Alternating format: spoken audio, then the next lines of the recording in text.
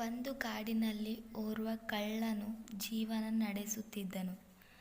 ತಾನು ಮಾಡುತ್ತಿರುವ ಕಾರ್ಯವು ಕೆಟ್ಟದ್ದೆಂದು ಅವನು ತಿಳಿಯಲಿಲ್ಲ.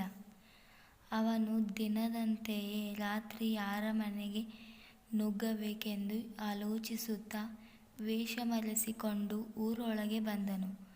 ಸಾಯಂಕಾಲದ ಸಮಯದಲ್ಲಿ ಒಬ್ಬ ಮಹಾತ್ಮರು ಪ್ರವಚನ ಮಾಡುತ್ತಿದ್ದರು. ಈ ಪ್ರವಚನ ಮುಗಿಯುವ ಹೊತ್ತಿಗೆ ರಾತ್ರಿಯೇ ಆಗುವುದು. ಅದರೊಳಗೆ ಮರಳದೆ ರಾತ್ರಿಯೇ ಯಾರಾದರೂ ಬಂದು ಮನೆಗೆ ನುಗ್ಗಬೇಕೆಂದು ಆಲೋಚಿಸಿ ತಾನೂ ಸಹ ಪ್ರವಚನವನ್ನು ಕೇಳುತ್ತಾ ಕುಳಿತನು.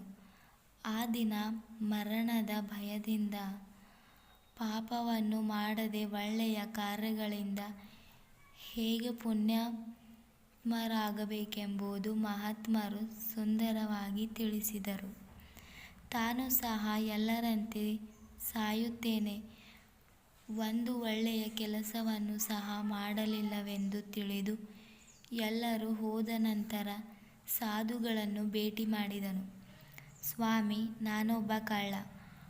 ಕಳ್ಳತನವೇ ನನ್ನ ಉದ್ಯೋಗವಾಗಿದೆ. ನನ್ನ ಉದ್ಧಾರದ ಬಗೆಯನ್ನು ದಯಮಾಡಿ ತಿಳಿಸಿರಿ ಎಂದನು.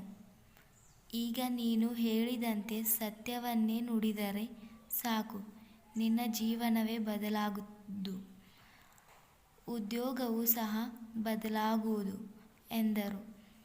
ಅದನ್ನು ನಂಬಿದವನೇ ಅವರನ್ನು ವಂದಿಸಿ ಹೊರಟನು. ಅವನು ಮನದಲ್ಲಿ ಸಾಧುಗಳ ಮಾತನ್ನು ಪರೀಕ್ಷಿಸುವ ಬಗ್ಗೆ ತೀರ್ಮಾನಿಸಿದನು. ಸೀದಾ ಅರಮನೆಗೆ ನುಗ್ಗಿದನು. ಬಾಗಿಲ ಕಾಯುವವನು, ಯಾರು ನೀನು, ಏಕೆ ಬಂದೆ ಎಂದಾಗ, ನಾನು ಕಳ್ಳ ಎಂದು ಹೇಳಿದನು.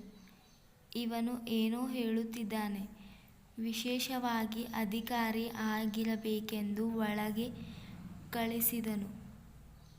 ಕೋಶಾಗಾರಕ್ಕೆ ಪ್ರವೇಶ ಮಾಡುವುದಕ್ಕೆ ಹೊರಟಾಗ, ನೀವು ಯಾರು, ಏಕೆ ಹೋಗುತ್ತೀರಿ ಎಂದು ಅಧಿಕಾರಿ ಹೇಳಿದಾಗ, ನಾನು ಕಳ್ಳ, ಕಳ್ಳತನಕ್ಕೆ ಹೊರಟಿದ್ದೇನೆ ಎಂದು ಕಳ್ಳ.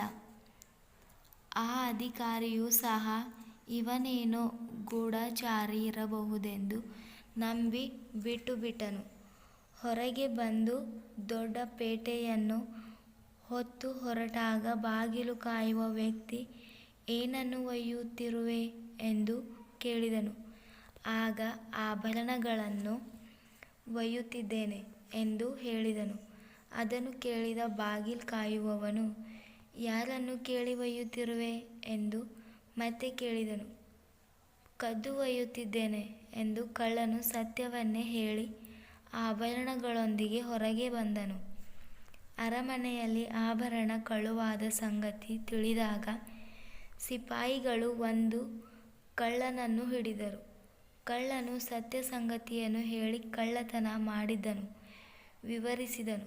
ರಾಜನಿಗೆ ಅವನ ಸತ್ಯದ ಮೇಲೆ ನಂಬಿಕೆ ಆಗಿ ರಾಜಭವನದಲ್ಲಿ ಅವನಿಗೆ ಉದ್ಯೋಗವನ್ನು ಕೊಟ್ಟನು. ನೀತಿ: ಸಜ್ಜನರ ಗೆಳೆತನ ಮಾಡಬೇಕು.